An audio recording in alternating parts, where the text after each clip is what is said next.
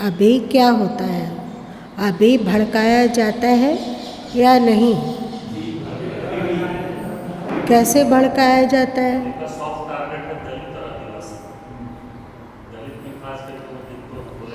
बहुत सारे इन लोग तो प्रचार में गई थी तो ब्राह्मण भी एक ईसाई मिले जी, और एकदम कट्टर ईशा भक्त।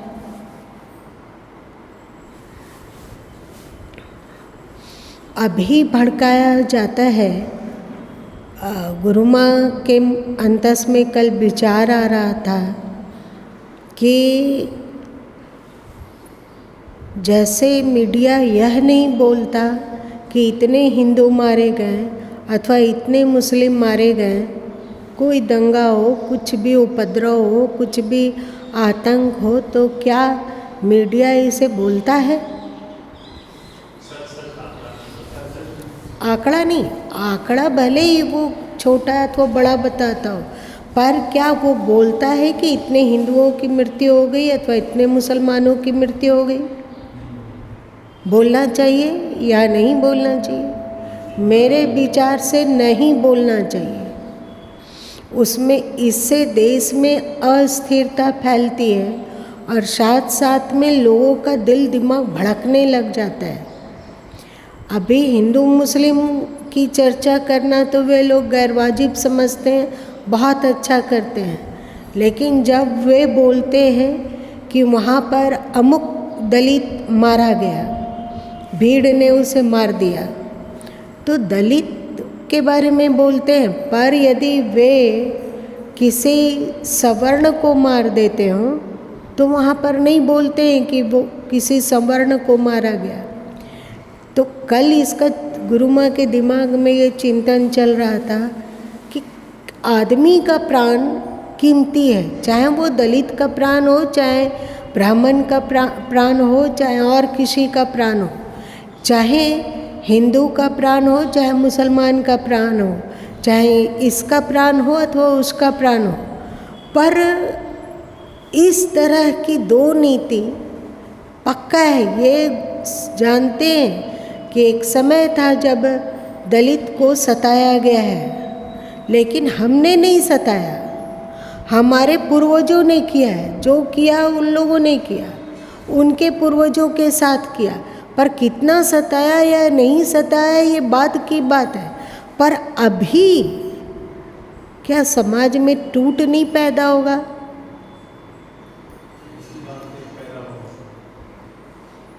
आप किसी भी वर्ग को सताते हो, चाहे वो ब्राह्मण वर्ग हो, चाहे वो दलित वर्ग हो, सभी तो अपने हैं। तो वहाँ पर ये बोलना कि एक दलित को भीड़ ने पीटा, नहीं बोला जा सकता है कि अमुक गांव में वहाँ पर एक मनुष्य को, एक व्यक्ति को क्रूर हृदय वालों ने पीटा, ऐसा नहीं बोला जाना चाहिए। तो आप लोगों को कभी नहीं सोचा है कि ये गलत होता है?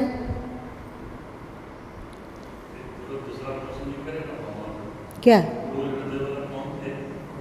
क्रूर हृदय? तो क्या आप लोग, यही तो बात है, जब दंगा होती है तो मारा गया, उसको कौन मारा? आप ऐसा प्रश्न करते हैं मीडिया से, कौन मारा? दो व्यक्ति दंगा में मारा गया, वो कौन थे? हिंदू थे कि मुसलमान थे? आप क्वेश्चन करते हैं मीडिया से। वो बोलता है कि मारा गया, तो कौन मारा? आप क्वेश्चन करते हैं। जो भी मारा हो, जो भी मारा हो, वो अपराधी है। यदि मुस्लिम मारा तो वो भी अपराधी है, यदि हिंदू मारा तो वो भी अपराधी है, यदि दलित मारा तो वो भी अपराधी है, अथवा ब्राह्मण मारा तो वो भी अपराधी है। ऐसा समता नहीं होना चाहिए। आप लोग को क्या लग रहा है, गुरु माँ ने कल जो गुरु माँ के अंदर में विचार चला, ये गलत है? केवल आप ही तो बोल रहे हैं कि सही है, बाकी सब चुप है। सब हमारे अपने, तो ये क्या बोलना? आप इस तरह से आप हिंदू समाज में आपस में लड़ाने का काम नहीं करते हो। एक का पक्ष और एक के प्रति दुर्भावना क्यों रखते हो? ये गलती पहले भारत कर चुका है। अभी ये क्यों नहीं सोचते हो कि सभी हमारे अपने एक जैसे हैं? यदि दलित का प्राण जाता है तो भी हमारे समाज की क्षति है, अथवा किसी क्षत्रिय का प्राण जाता है तो भी हमारे समाज की क्षति है। समता का प्रचार वे क्यों नहीं होने देते हैं? क्यों आग लगाते हैं हमारे समाज में? क्यों नफरत भड़काते हैं? कभी क्या वे लोग बोलते हैं कि अमुक ने अथवा अमुक दलित परिवार ने अपनी दलितता के आड़ में कि हम तो दलित हैं, हम दलित हैं, इसका शोर मचाकर अमुक सवर्ण को मार डाला, अथवा उसे पीटा, अथवा उसकी ज़मीन हड़प ली, अथवा उसके साथ गलत किया, ऐसा कभी बोलते हैं? नहीं बोलते हैं। तो इसके द्वारा क्या है, सोची समझी नीति नहीं लगती जिससे कि हिंदू समाज में टूटन हो।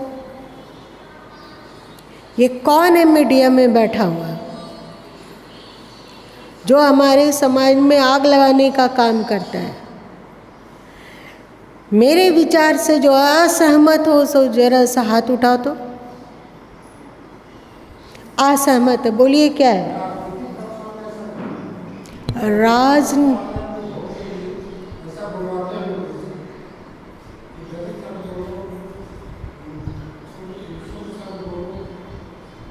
तो ये तो ठीक है, वो तो कर रहे हैं, वो पता है, कोई भी करे पर गलत कर रहे हैं।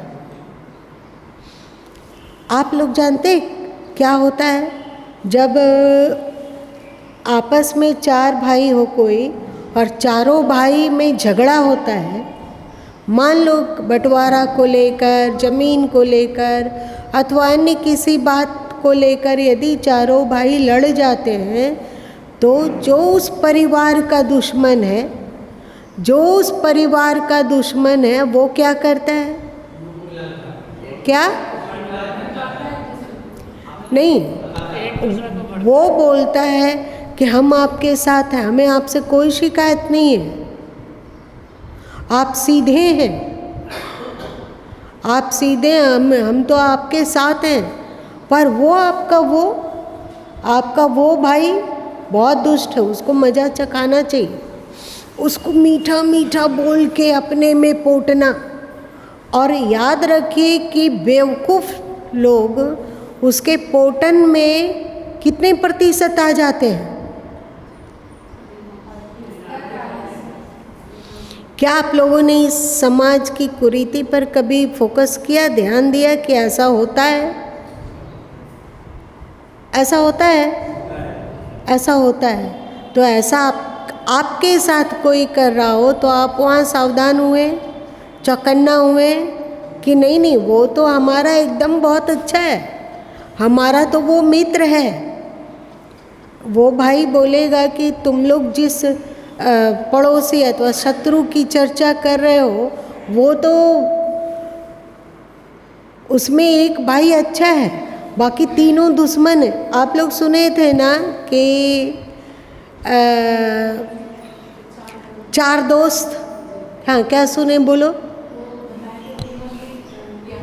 एक बार ब्राह्मण, क्षत्रिय, वैश्य और एक शूद्र एक जगह जा रहे थे, एक धर्मशाला में रुके, तो वहाँ पर फिर एक एक करके उनको बताने लगे कि पहले शूद्र कहीं बाहर गए तो ब्राह्मण, क्षत्रिय, वे चारों कहीं जा रहे थे, तीर्थ यात्रा को जा रहे थे, तो उन्हें रास्ते में भूख लगी, तो उन्होंने देखा कि एक खेत में बहुत सारे गन्ने लगे हुए हैं, तो वो एक गन्ना कबाड़ा, तब तक मालिक आया, खेत का मालिक, और कहा आप मेरे खेत से बिना पूछे इस तरह नहीं ले सकते। ये बात सही था कि नहीं लेना चाहिए था? सही था कि नहीं लेना चाहिए। अथवा तुम ऐसा समझो कि 4 व्यक्ति मिलकर किसी पर आक्रमण कर दिया, किसी पर आक्रमण किया, तो जो मालिक था बड़ा चतुराई किया, उसने कहा, 3 को अलग ले गया और कहा कि अरे भाई, आप तो वैश्य हैं, आप तो श्रेष्ठ हैं, आप तो हमारे अन्नदाता हैं, आप हमारे जीवन दाता हैं, और क्षत्रिय वो तो बड़ा अच्छा है, बहुत ही समाज का रक्षक है, जब भी कुछ होता है तो वो वर्ण सबसे आगे आता है, आप हमारे राजा हैं। और फिर ब्राह्मण, और आप तो हमारे भगवान हैं, आप हमारे देवता हैं, आप हमारे पूज्य हैं। लेकिन इस शूद्र को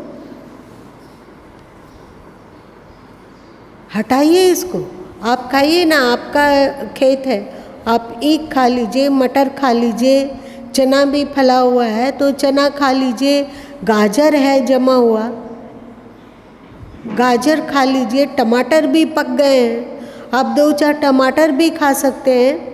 लेकिन इसको, इस नीच को आप कैसे रखे हुए हैं? उन लोग को भी बात समझ में आ गई कि ये तो सही बोल रहा है। उसके बाद वो लोग शूद्र को पीटे और कहें भाग यहाँ से। हंस के साथ कौवा चलने पर कौवा हंस नहीं हो जाता।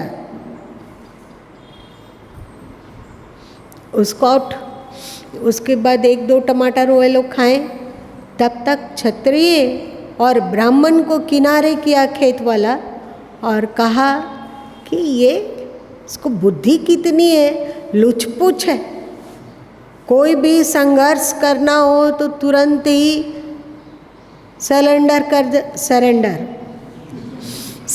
कर देता है। तो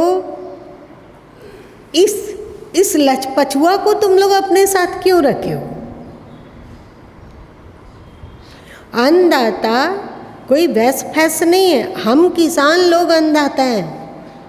तो आप लोगों को शोभा नहीं देता है कि मोर के साथ कोई बगुला भी अपना पतला पतला टांग से चले जिसको दम नहीं है, बिल्कुल अशोभनीय है। और आपकी छटा तो निराली है। उन लोग को भी लगा कि बिल्कुल सही बोल रहा है। वैश्य को भी पीट पाट के कहा कि भाग यहाँ से। चला हम लोगों का साथ आगे बढ़ा, 1-2 फिर और कुछ गाजर वाजर खाया, तब फिर ब्राह्मण को एक किनारे करके बोला वो किसान कि इसको, ये हिंसक महादुष्ट विचार का, हमेशा ही लड़ने झगड़ने को तैयार रहता है, इस पागल आदमी के साथ आपका बिल्कुल अशोभनीय है। आप कहाँ पूरी पृथ्वी के देवता, आप कहाँ पूज्य, और वो कहाँ गंगुआ तेली।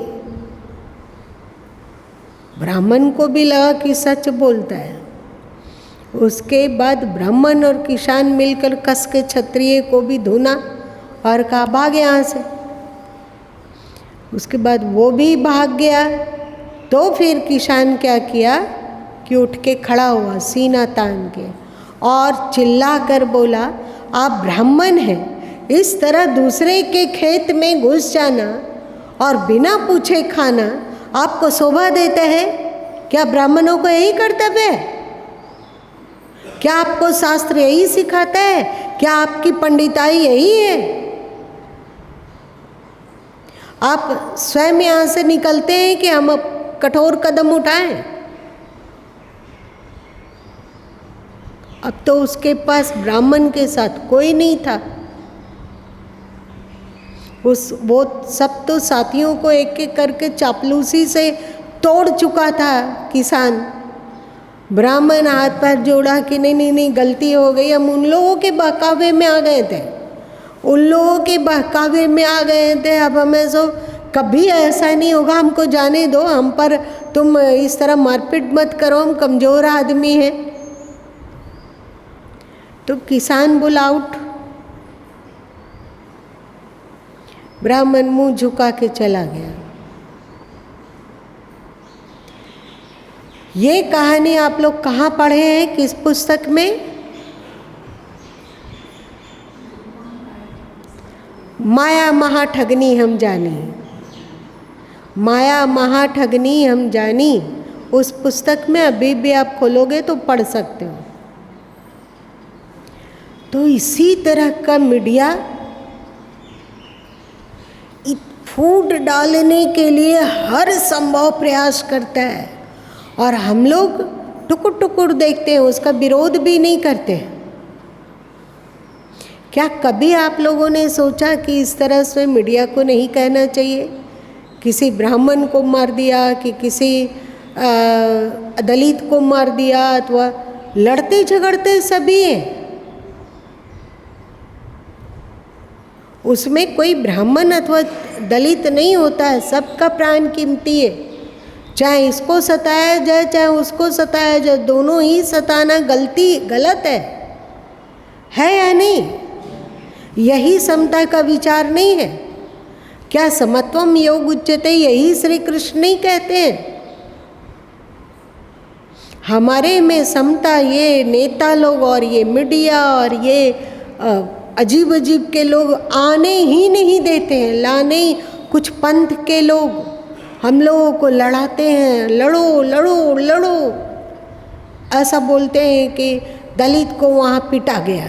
किसने पीटा भाई? आप क्यों नहीं बोलते हो कि अमुक किसान को पीटा गया, अमुक उसको पीटा गया? तुम लोग क्यों किसी के प्राण को कीमती और किसी का दो कौड़ी का समझ बता देते हो? दलित युवती के साथ बलात्कार, अरे भाई बलात्कार अपने आप में गलत है, चाहे वो दलित के साथ हो, चाहे वो ब्राह्मण की बच्ची के साथ हो, चाहे वो क्षत्रिय की बच्ची के साथ हो, चाहे वो शूद्र के बच्ची या वैश्य की बच्ची, सभी बच्चियां हमारे देश की अमानत है, शक्ति है वो। तो इसमें ये बोलना जरूरी है क्या? बच्ची बच्ची है, चाहे वो दलित की बच्ची हो या ब्राह्मण की बच्ची हो। गुरु माँ का विचार क्या गलत है? तो उसमें आप इस तरह की आग क्यों लगाते हो? जहाँ पर जो दलित बच्ची नहीं है तो वहाँ तो नहीं कहते हो कि एक स्वर्णकार की बच्ची दरिंदगी का शिकार, चाहे किसी वैश्य की बच्ची दरिंदगी का शिकार, चाहे किसी ब्राह्मण की बच्ची, क्षत्रिय की बच्ची दरिंदगी का शिकार, ऐसा तो नहीं बोलते हो। तो एक आप दलित की बच्ची दरिंदगी का शिकार बोलते हो, ऐसे मीडिया वाले लोगों के साथ क्या एक्शन लेना चाहिए बताइए? जो हर चीज में समाज में फूट डालने की कोशिश करते हैं, उनके साथ क्या रवैया अपनाना चाहिए? गुरु माँ का विचार ना थोड़ा सा अजीब अजीब आता है। कल इस पर अच्छा से हुआ, क्यों आया पता नहीं, क्यों आया पता नहीं, लेकिन लगा कि इस समाज में इसकी चर्चा करनी चाहिए, ये नहीं होना चाहिए। और हम लोगों को मीडिया के विरुद्ध में आवाज़ उठानी चाहिए कि इस तरह से हम लोगों को लड़ाने का दुष्चक्र ना चलाएं। चाहे वो नेता हो, चाहे अभिनेता हो, चाहे वो मीडिया हो, चाहे वो समाचार पत्र हो, और हम लोग ना लड़ें।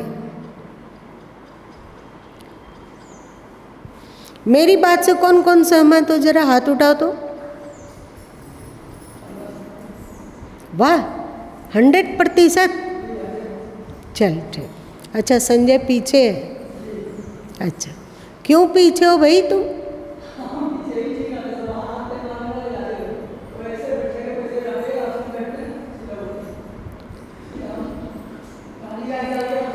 ये हम लोग हम क्यों करते रहते हैं? हम कहाँ हैं कुछ? सब जीवन प्रभु की अमानत है, हम कुछ नहीं। हमारा कहना था कि हमारे समाज में समता का व्यवहार मीडिया को नहीं करना चाहिए। ये कहना कि दलित युवती के साथ बलात्कार, उसके जगह में एक बच्ची है, वो हमारी है, कीमती है। जैसे हम ये नहीं बोलते हैं कि ब्राह्मण बच्ची से दुर्व्यवहार अथवा स्वर्णकार बच्ची अथवा मारवाड़ी बच्ची अथवा क्षत्रिय बच्ची, अगड़ी बच्ची अथवा पिछड़ी, ये सब नहीं बोलते हैं। तो क्या ये नहीं बोलना चाहिए कि एक बच्ची के साथ दुर्व्यवहार, दलित है वो तो भी जो दुर्व्यवहार किया उसको पकड़कर फांसी चढ़ाना चाहिए। और यदि ब्राह्मण की बच्ची के साथ ऐसा होता हो तो किसी के साथ होता हो, तो जिसने किया, चाहे वो मुस्लिम बच्ची ही क्यों ना हो, बच्ची बच्ची है, उसके साथ यदि दुर्व्यवहार हुआ है तो उसको फांसी पर आप चढ़ाइए। पर वहाँ आप लड़ाते क्यों हैं? हिंदू बच्ची, मुस्लिम बच्ची, दलित बच्ची, ये बच्ची, वो बच्ची, बच्ची को बच्ची ही रहने दीजिए ना, ये गुरु माँ का कहना था।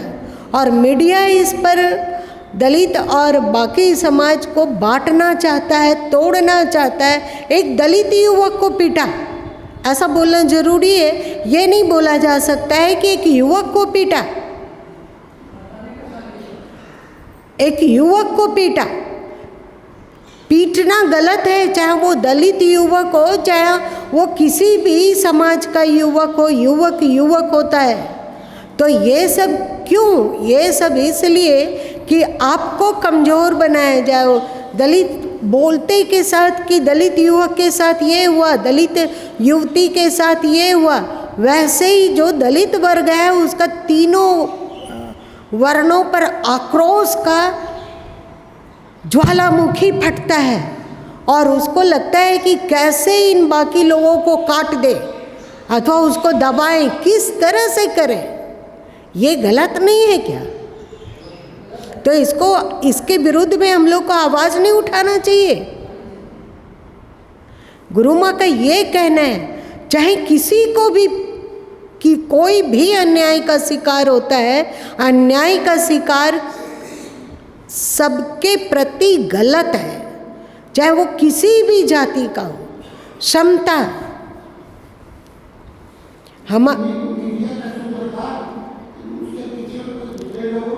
वही तो कह रहे हैं, यही तो कह रहे हैं कि कौन है जो सुनियोजित तरीके से समाज में फूट डालना चाहता है। क्या ये मीडिया बिकाऊ है? ये गुरु माँ का कहना है।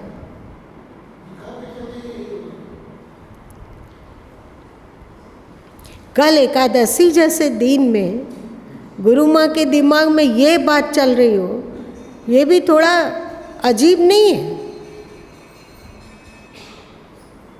चलो, समाज में फूट चाहे किसी भी नाम को लेकर हो, ब्राह्मणवाद भी गलत है तो दलितवाद भी गलत है।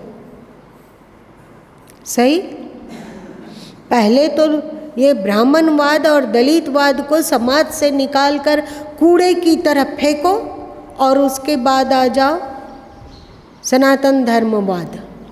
ये अच्छा नहीं है। ऋषिवाद, ये अच्छा नहीं है।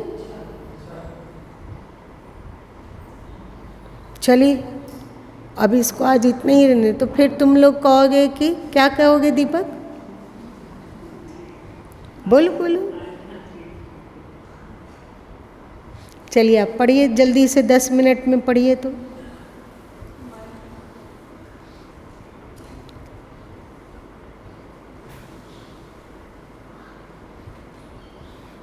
मैं हमारी बात सुनकर इतना सन्नाटा क्यों छा जाता है?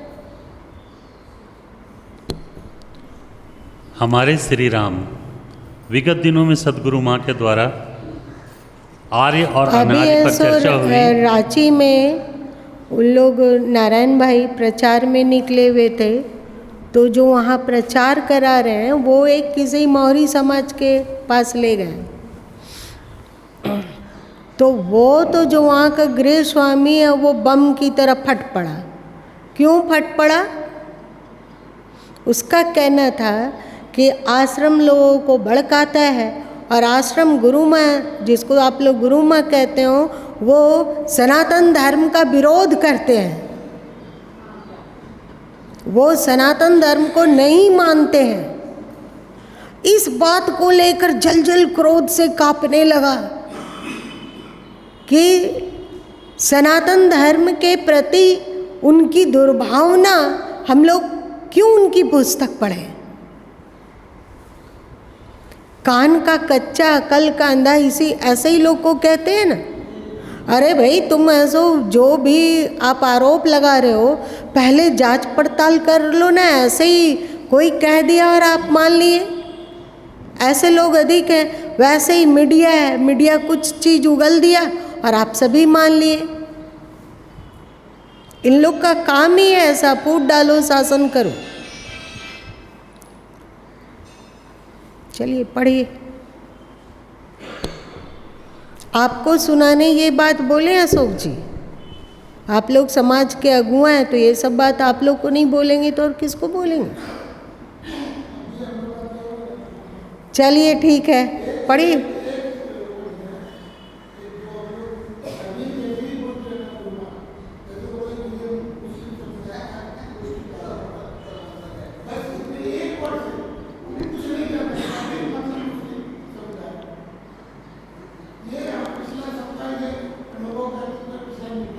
सही बात आप बोले। चलिए इस बात को ही, इसको रिजेक्ट करते हैं। लेकिन हम लोग को सावधान रहना चाहिए, कोई भी जातिवाद नहीं पनपना चाहिए और फूट तो बिल्कुल नहीं। किसी के बहकावे में आकर हम लोग ना टूटे, वरना वही दुर्दशा हुई जो उन चारों की हुई थी। चारों की दुर्दशा, एक की नहीं, चारों की दुर्दशा। चारों मतलब चारों वर्ण, इसमें हजारों जातियां हो हमें नहीं पता, पर सबकी दुर्दशा है, पूरे हिंदू समाज की दुर्दशा है। पढ़िए। हमारे श्री राम, वर्ण का आधार गुण कर्म। पहले शूद्र, वैश्य, ब्राह्मण, क्षत्रिय आदि वर्ण कर्म और स्वभाव के अनुसार परिवर्तनशील थे। जैसे कोई शूद्र पुत्र यदि कहता मैं कला कौशल का कार्य न करके शिक्षित होकर शिक्षा के प्रचार प्रसार में सहयोग देकर मानव की सेवा करना चाहता हूँ और तदनुरूप, ये इसका सार संक्षेप हम बता दे रहे हैं कि जैसे किसी चपरासी का बेटा कहता हो कि पापा हमें चपरासीगिरी नहीं करना, हम अफसर बनेंगे, तो तदनुरूप वो अफसर बनने का परिश्रम करना, परीक्षा देना और फिर उसमें निकल कर उत्तीर्ण होने पर अफसर बनना, ये संभव है या नहीं है। और यदि किसी अफसर का बेटा अपनी कमजोरी के कारण यदि पिछड़ जाता हो तो वो चपरासी बन सकता है कि नहीं। मतलब उसका अफसरत्व छीन जाएगा कि उसकी ज़िंदगी भर उसके परिवार के साथ अफसरत्व चिपका रहेगा, छीन जाएगा। वैसे ही पहले के समय में जाति अथवा वर्ण ऐसा ही हुआ करता था। मान लीजिए कि तीनों वर्णों में से जो भी लोग, कल बताए थे ना कि अम्बेडकर मानते हैं कि तीनों वर्णों में जो लोग मांसाहार और नशा करने लगे उनको उन लोगों ने जातिच्युत किया और वे एक समूह, दलित समूह अथवा शूद्र समूह बनता गया। अब इसमें से जो शूद्र समूह में से कोई भी व्यक्ति यदि फिर से अपने आचार विचार, खान पान, सोच को बदल देता तो वो अपने गुण के अनुसार फिर से वैश्य में प्रवेश कर सकता है अथवा क्षत्रिय में प्रवेश कर सकता है अथवा ब्राह्मण में प्रवेश कर सकता है। और ब्राह्मण का घर यदि उसका बाल बच्चा में से कोई नालायक निकला, मांसाहारी निकल गया, नशेड़ी निकल गया अथवा कम अकल निकल गया, पढ़ना लिखना, शास्त्राध्ययन अथवा अध्ययन करना और अध्ययन करवाना से वो रिक्त हो गया, वो फिर से शूद्र बन जाता था। पहले के समय में जब वैदिक काल में हम लोग का वर्ण व्यवस्था हुआ तो ऐसे ही नियम था। ब्राह्मण यदि अपने ब्राह्मणत्व से गिर जाता है तो जिस कारण गिरा, अगर वो युद्ध करना अथवा लोगों की रक्षा करने में प्रवृत्त हो गया तो वो क्षत्रिय कहला जाता था। यदि वो खेती बाड़ी करने लगा, पशुपालन करने लगा, तो वो वैश्य कहा जाता था। और यदि वो इन सब क्वालिटियों से रिक्त होकर मन माना आचार विचार करने लगता था, मतलब खाने पीने लगता था, तो फिर वो शूद्र बन जाता था। ब्राह्मण का बेटा शूद्र और शूद्र का बेटा ब्राह्मण, ये ऐसे ऐसे गोल गोल चक्कर चलता था। यही यहाँ कहा जा रहा है कि पहले वर्ण जाति से, मतलब जन्म से निर्धारण नहीं होता है, था, नहीं होता था। आपके पूर्वज लोग कभी सोना का काम किए हैं, आज आप खेती बाड़ी कर रहे हैं, फिर भी उसके साथ टैग लगा हुआ है कि ये लोग सुनार है या नहीं है ना। पहले ऐसा नहीं होता था, पहले ऐसा नहीं होता था। आप अभी सोना का काम नहीं करके यदि आप लोहा का काम करने लगे हैं तो वो आपका हो जाएगा कि आप लोहार हैं। आपका स्वभाव संस्कार के अनुसार आप एक बड़ा सा नाई लोग का दुकान को क्या कहते हैं, सैलून, बड़ा सा सैलून खोल लिए हैं और दाढ़ी बाल बनाने लग गए हैं, तो भले ही आप ब्राह्मण हैं पर कहलाएंगे नाई। पहले के समय में, हमारे पूर्वज के समय में। आज क्या हुआ कि चाहे वो दलित समाज हो, चाहे जो अपने आप को अगड़ी समाज कहते हैं, कोई भी हो, वो अपने पूर्वजों का टैग चिपका कर दौड़ते रहते हैं, पागलों की तरह उन्मत्त होते हैं। हम इस जाति के, हम इस जाति के, हम इस जाति के, हम इस जाति के। पहले जातियां नहीं थी, केवल वर्ण था, याद रखिएगा। पहले जातियां नहीं थी, केवल वर्ण था। वर्ण 4 होते थे। अभी आप बताओ हिंदू समाज में कितनी जातियां हैं, कोई गिनती है क्या? कहाँ से इतनी जातियां जन्म ली? जो जिस काम को किया वो उसकी जाति कही जाने लगी। ऐसा शायद इसलिए किया गया होगा जिससे कि व्यक्ति को अथवा कंज्यूमर को, पब्लिक को जिस चीज़ की आवश्यकता हो, जैसे उसे लोहा का काम कराना है तो वो भटकेगा नहीं, वो सीधे लोहार के पास जाएगा और कहेगा कि ये काम हमें कराना है कि नहीं। उसको सोना का कुछ काम कराना है तो वो भटकेगा नहीं कि कौन कर देगा सोना का काम, कौन करेगा, ऐसा नहीं भटकेगा, वो सीधे सुनार के पास जाता था। किसी को मिट्टी का पात्र चाहिए तो मिट्टी का पात्र कहाँ मिलेगा, ये नहीं भटका होगा, वो सीधे कुम्हार के पास जाएगा। किसी को बाल दाढ़ी बनवाना है तो वो नहीं सोचेगा कि कौन बना देगा, ऐसा नहीं, वो सीधे नाई के पास जाएगा। किसी को अपना वस्त्र धुलवाना है तो वो सीधे धोबी के पास जाएगा। तो हो सकता है कि प्रारंभ में ये जातियाँ समाज की सहूलियत के लिए बनी हो, परंतु हमारे धर्मशास्त्रों में जाति है ही नहीं, न वेदों में है और न ही और कहीं है। प्राचीन धर्म ग्रंथों में इस तरह की जाति नहीं मिलती है और मनु स्मृति तक में भी जाति का नहीं आता है, जाति नहीं आता है। न्याय शास्त्र में आप लोग के 6 दर्शन है ना, 6 दर्शन है रे, आप लोग जानते हो या नहीं? हाँ, तो न्याय दर्शन में कहा गया कि जाति उसको कहा जाता है जो एक तरह के प्रोसेस से जन्म लेता है, एक तरह का आकार हो और एक तरह का स्वभाव हो, उसको जाति कहा जाता है। जैसे घोड़ा जाति, घोड़ा जाति, गधा जाति, गौ जाति बोलते हैं ना, गौ प्रजाति। वैसे ही आप बताओ, एक शूद्र और एक ब्राह्मण, शूद्र की बेटी और ब्राह्मण का बेटा का विवाह हो जाता है तो संतान आएगा या नहीं आएगा? आएगा या नहीं आएगा? आएगा। मतलब कुदरत की ओर से एक जाति है मनुष्य जाति, है ना। इस देश का मनुष्य और उस देश का मनुष्य का विवाह होता हो तो भी संतान आएगी। लोगों का रूप रेखा, आँख, कान, नाक एक जैसा है।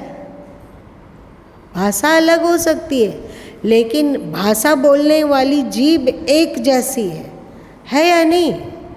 दृश्य अलग हो सकते हैं पर देखने वाली आंखें एक जैसी है। तो इसको कहा गया मानव जाति।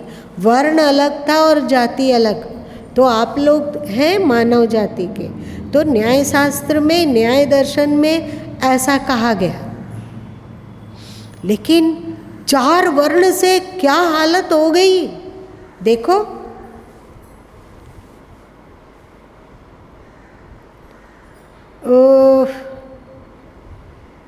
अरुण जी को तो गाने का मन कर रहा होगा, देख तेरे संसार की हालत क्या हो गई भगवान। देखो क्या हो गया। 4 से हम 4000 नहीं, 4 लाख अथवा इससे ज़्यादा बन गए।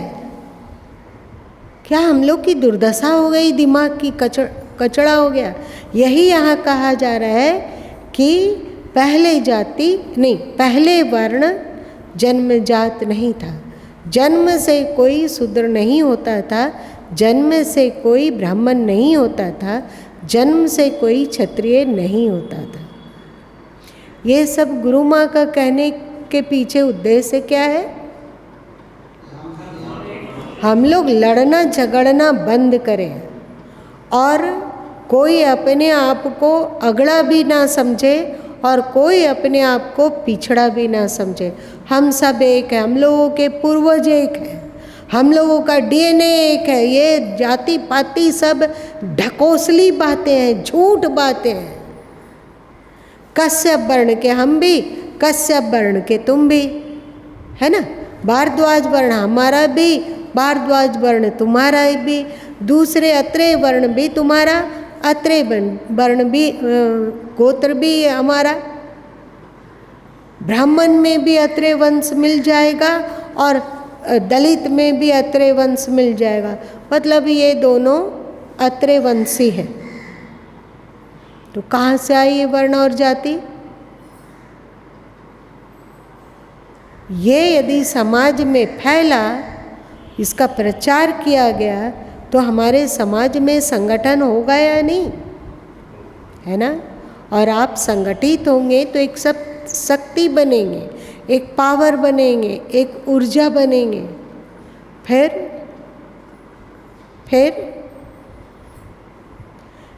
आप वो आज सुबह सुबह गुरु माँ को मोदी जी की बात याद आई थी। जब गीता को लिख रहे थे तो मोदी जी की बात याद आई थी कि किसी को आँख दिखाओ नहीं और कोई दिखाता हो तो आँख झुकाओ नहीं। बोले थे ना वो, बोले ना। तो हम लोग किसी को आँख मत दिखाओ, पर कोई आँख दिखाता हो तो आँख झुकाओ नहीं। ये कैपेसिटी कब आएगी? जब आप संगठित होंगे। ये यदि लगता हो कि ओवर अब डोज हो रहा है, इसकी चर्चा नहीं करनी चाहिए, तो गुरु माँ कल इस सब चैप्टर को हटा के कोई आध्यात्मिक चैप्टर लाएंगे। ठीक है, एक साथ सब में पारंगत होना चाहिए। ऐसा नहीं कि बाह्य दुनिया में हम इतने डूब जाएं कि अध्यात्म हमारे जीवन में उपेक्षित हो जाए, ऐसा नहीं। ये सामाजिक कर्तव्य है और वो मेरा आत्मिक कर्तव्य है। इसलिए हमें दोनों को साधना है, दोनों को एक साथ ले चलना है। समाज में संगठन होगा और प्रेम होगा तो हम लोग शांतिपूर्वक अध्यात्म में आगे बढ़ सकेंगे, है कि नहीं। और इसलिए सामाजिक संगठन, समाज के प्रति जो कर्तव्य है इसको भी कीजिए और हमें हमारा जो हमारी अंतरात्मा के प्रति कर्तव्य है इसमें भी सावधान, सजग, चौकन्ना रहिए। ठीक है, आज इतना ही रहने दो।